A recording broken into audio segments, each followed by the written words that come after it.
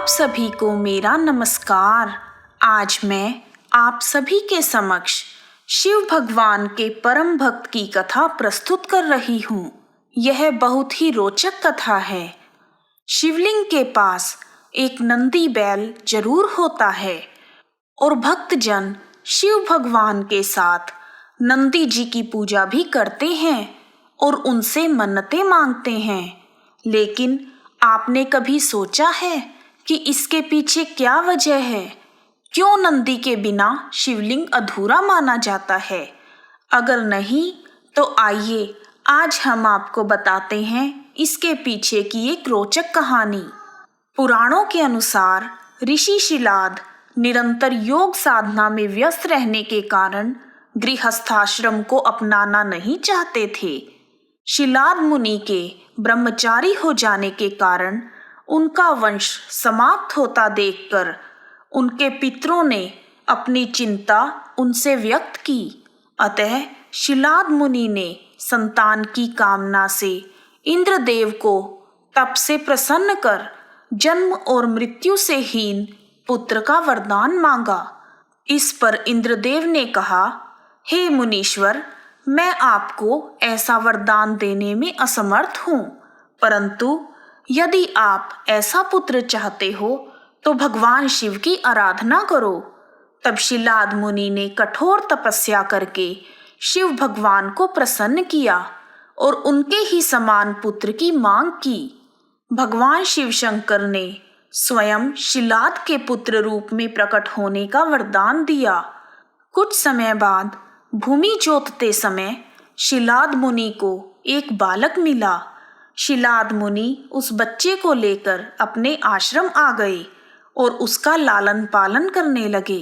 उन्होंने उस बच्चे का नाम नंदी रखा। शिलाद मुनि का पुत्र नंदी उन्हीं के आश्रम में ज्ञान प्राप्त करता था।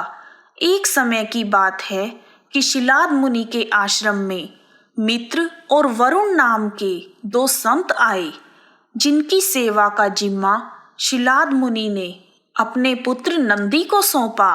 नंदी ने पूरी श्रद्धा से दोनों संतों की सेवा की। जब वह संत आश्रम से जाने लगे तो उन्होंने शिलाद ऋषि को दीर्घायु होने का आशीर्वाद दिया, परंतु उन्होंने नंदी को आशीर्वाद नहीं दिया। इस बात से शिलाद मुनि परेशान हो गए। उन्होंने अपनी परेशानी संतों के आगे जताई और संतों से इस बात का कारण पूछा। तब वह दोनों संत पहले तो सोच में पड़ गए, परंतु थोड़ी देर बाद उन्होंने कहा कि नंदी अल्पायु है और उन्होंने यह भी कहा कि उनका पुत्र नंदी 8 साल की उम्र में मृत्यु को प्राप्त हो जाएगा। उस समय नंदी 7 साल का था। यह सुनकर शिलाद मुनि के पैरों तले जमीन खिसक गई। वह बहुत परेशान हो गए। एक दिन पिता की चिंता को देखते हुए नंदी ने उनसे पूछा, क्या बात है पिताजी, आप इतने परेशान क्यों रहते हैं? शिलाद ऋषि ने कहा, संत कहकर गए हैं कि तुम अल्पायु हो, इसलिए मेरा मन बहुत चिंतित है। उस छोटे से बालक नंदी ने जब अपने पिता की परेशानी का कारण सुना तो वह जोर जोर से हंसने लगा और बोला, भगवान शिव ने मुझे आपको दिया है, ऐसे में मेरी रक्षा करना भगवान शिव की जिम्मेदारी है, आप परेशान ना हो। नंदी अपने पिता को शांत करके भुवन नदी के किनारे शिवजी की तपस्या करने लगा। दिन रात तप करने के बाद नंदी को भगवान शिव ने दर्शन दिए। शिवजी ने कहा, हे वत्स, तुम्हारी क्या इच्छा है? भगवान शिव के दर्शन पाकर नंदी यह भी भूल गया कि वह लंबी उम्र के लिए शिवजी की आराधना कर रहा था। नंदी ने कहा, हे प्रभु, मैं सिर्फ आपके सानिध्य में रहना चाहता हूँ। नंदी से खुश होकर शिव भगवान ने उसे गले लगा लिया। शिवजी ने नंदी को बैल का चेहरा दिया और उन्हें अपना वाहन, अपना मित्र और अपने गणों में सबसे उत्तम रूप में स्वीकार किया। शिव भगवान के कहने पर मां पार्वती, गणपति और समस्त गणों ने नंदी का अभिषेक किया। इस तरह नंदी नंदीश्वर बन गए। बाद में मरुतों की पुत्री सुयशा के साथ नंदी का विवाह हुआ।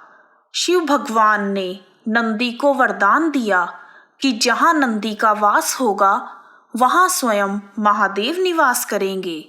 इसके बाद ही शिव भगवान के मंदिर में नंदी को बैल के रूप में स्थापित किया जाने लगा।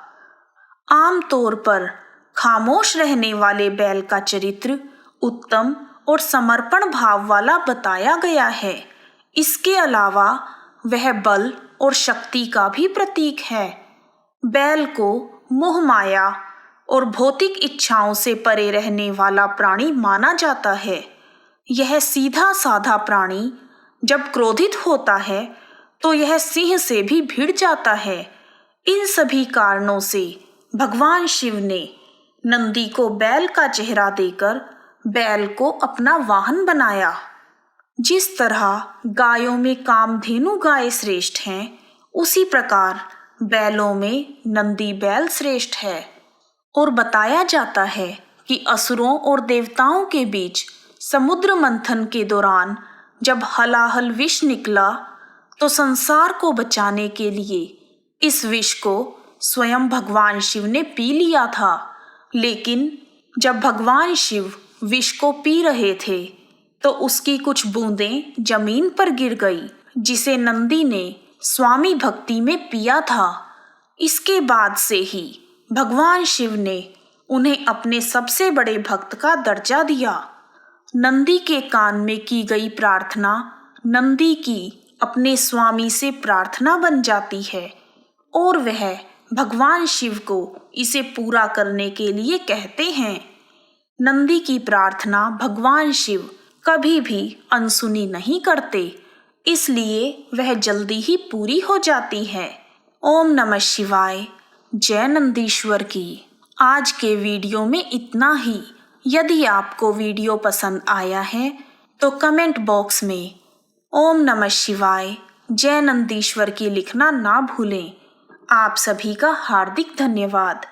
ओम त्र्यंबकं यजामहे सुगंधिं पुष्टिवर्धनम् उर्वारुकमिव बन्धनात् मृत्योर्मुक्षीयमामृतात्। ओम नमः शिवाय।